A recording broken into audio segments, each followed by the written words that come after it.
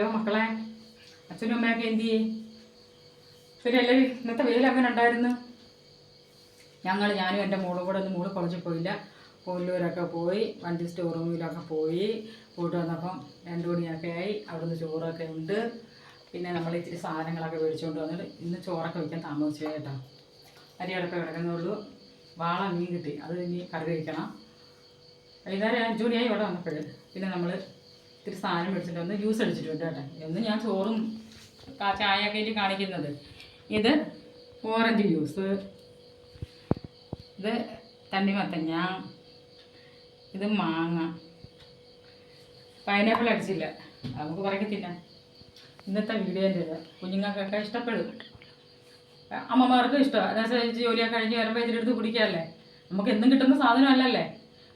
എന്നാലും ഞാൻ ഇന്ന് ഇച്ചിരി മേടിച്ചുകൊണ്ട് വന്ന് സത്യം പറഞ്ഞ ഉള്ളൊക്കെ ഒന്ന് തണുക്കട്ട്. ഭയങ്കര ചൂടില്ലായിരുന്നു. ഇത്രയൊക്കെ ഉള്ളൂ. ഇനി എല്ലാവരെയും ഞാൻ തിരക്കിയിട്ടുണ്ട്.